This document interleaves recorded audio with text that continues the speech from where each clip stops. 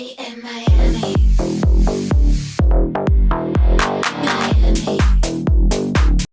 Hello again, my golf fanatics, back for another research show for the PGA Tour. And we are on to leg two of the Texas Swing, heading over to San Antonio for the Valero Texas Open. Best of the rest event once again, but the field is pretty good. We got a lot of top players that want to get that tune-up in for the Masters. So we got like Rory and whatnot playing. So we're going to set you up with a good course preview, go over some model stats, point out a few players that you might want to look for in the upcoming DFS week, your one and dones maybe, and some underdog drafts. So that's really starting to get popular. So just really quick, make sure you support the channel by joining the DraftKings contest if you play on DraftKings. I have enhanced the payout structure to make it much better, up to 75 entries, participants, and we are going to pay 5 places. So that's going to be a good contest to get into. And also just kind of for fun, $3, right?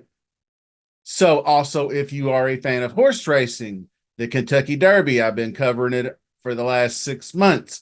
I have playlists. You can see all the Derby preps, get you up to speed, get to know these contenders and past performances and whatnot. So enough of that shameless plugging. Let's go ahead and get this thing started. The Oaks course at TPC San Antonio, long par 72 setup, playing roughly 7,438 yards, Texas wind in effect. The course does feature fairly generous fairways lined with oak trees, so not really too difficult on the driving. You can grip it and rip it, but driving distance is not necessarily what gets it done here. And so as far as everything else goes, the greens are relatively average. I think 6,500 square feet or whatever. And it does feel like everything's going the way of the POA overseed. I have all these courses used to be like the Bermuda grass and whatnot. Now they're being more POA overseed this time of the year. And that's what we'll have once again. Pretty similar to Houston, I would say. The rough will be different. Houston was way too easy on the rough, the shaved greens and all that stuff. This time we're going to have 4-inch ryegrass mixed with fescue. Around the green is pretty furry. So as opposed to, like I said, the shaved down greens in Houston, this course can play very difficult if the Texas wind kicks up. Early look is really showing more later in the PM when it's kicking up. So you'd have those guys that are the last 2, 3, 4 groups maybe have the most to lose there. So as far as the golf course goes, challenging par 5 early on, 605 yards. Your only chance in getting there in 2 is if it's wind aided. A lot of times it depends on which way the wind's blowing. That some of these holes, the ones that are in your face are going to be super difficult, and the ones that are at your back you can bomb away on. The signature par 3 16th hole measures about 193 yards and features that bunker right square in the middle of the green that can certainly cause you some problems. Overall, the golf course is super challenging, demands precision on approach, demands scrambling, tee to green game complete around the green. And obviously, you got to make those putts, the opportunities you get. It will test every aspect of a golfer's game. Good test for the Masters. So, like I said, driving distance can be a premium, but it's more of a ball striker's paradise. Corey Connors has won this twice. That tells you a lot of what you need to know. Is Corey Connors is one of the best ball strikers in the game, accurate off the tee, but not super long. But he can dial in those irons and every now and then get a decent putter rolling. The par 5s are the ones you have to score on. Obviously, 4 par 5s. They're not all birdieable holes.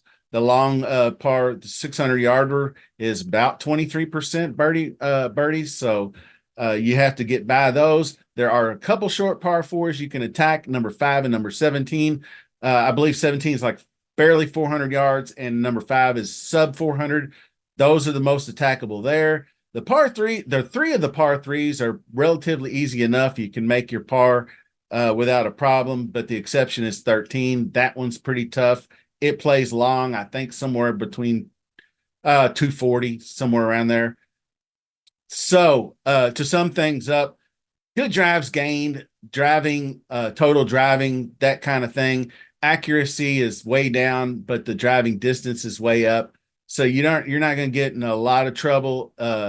You don't want to be off the fairway because that's going to make it very difficult for you. You're going to notice a lot on approach where you're going to have a wide variety. Some of these approach shots you're going to need to hack it out and then try to knock one tight from 70 yards, because if you do get in the rough, it's hard to advance the ball.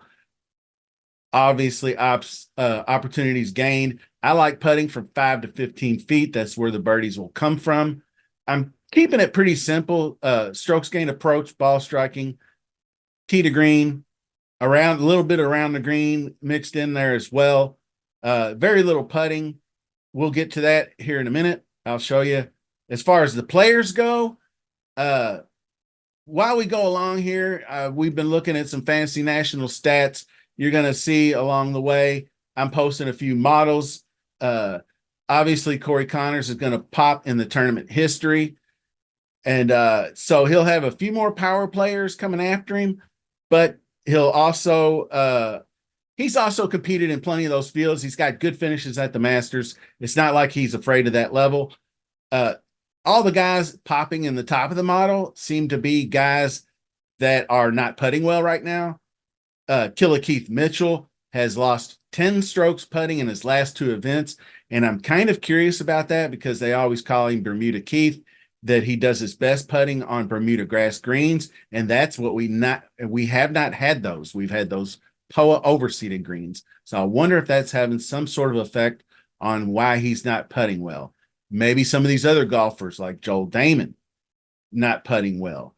Rory McIlroy, Matsuyama, they struggle. But Damon has been god-awful with the flat stick. Missed another cut at Houston because he lost 3 strokes putting in 2 rounds. 12 strokes over the last month. That's not going to get it done. He really could be competing at a much higher level if he can get that turned around. Same with Mitchell. Both of those are top 20 candidates. Even if they lost 1 or 2 strokes, as long as they don't just hemorrhage strokes. Now, Joel Damon also lost around the green is a large reason why he's missing some cuts like he did this week at Houston as well. So got to keep that in mind. Top 5 tee to green play has been pretty stellar ball striking wise, though. He's pretty good. And of course, my dude, Billy Hustle, Billy Ho, the other Billy Ho, as I like to call him, rounding into form, looking really good at Houston. He's finally got the thing straightened out. He was on with Smiley Kaufman Friday. If you caught any of that Friday happy hour with him, he talked about his game. He didn't really know he was doing something wrong with his approach game, and they finally figured it out. Once they figured out what was wrong, they were able to correct that. And he didn't mention about his attempt at changing his driving. So I don't know if that was something he just scrapped right away, but his driving's been fine, but he's got the approach game back. He's a threat to win, I think. Benny On's another one. That dude seems like a great course fit with his tee to green, which is toit. And he's also kind of figured out the putter here recently this year. So the guy's got a great around the green game. He's all around. So, but he does just need to get over that hump for the win, because basically he's competed really, really close. The ones he's gotten close to, he's kind of choked it away at the end. So he's really got to get past that. Now, others that hit the course history radar but are really in suspect form themselves, Matt Kuchar, obviously, he's got great form here. He's got great results here, but he's been really bad on approach. He lost 7 strokes at Valspar. He missed the cut at Players after he was 4 under on the front 9 early Thursday. So he completely fell apart. I think he knocked one in the water, and then all of a sudden he just couldn't get it right after that. Maybe his ownership's down because he does seem like a play this week. Kevin Streelman, he caught lightning in a bottle. We haven't seen him in a while. He had a back injury, but he seems to be back sort of. he caught that lightning in the bottle in the nice conditions Thursday at Valspar, but was unable to maintain that momentum. But he wasn't god awful. He just didn't really get it done. His Achilles heel is his putter as well. So he'll be in the field this week. Brendan Todd is another. You can see where I'm going with these molds, these ball strikers, these good wedge players, these good iron players. Todd has been on a roller coaster, missing cuts with good finishes. His irons haven't been really all that great either, so he needs to get it together. Some of these guys have had a week or two off since the players that they can get it done. Finally, my dude, Charlie Hoffman, really has a chance to compete here once again. He's won this tournament once. He's got multiple second place finishes, multiple top fives. He always seems to make the cut. He's missed one cut in his entire career playing here. He missed out on that Phoenix win, and it really crashed after that. So this is a course that he can get right at. And maybe since he kind of fell off the map after Phoenix, people will be off of him. So plenty of research to do this week.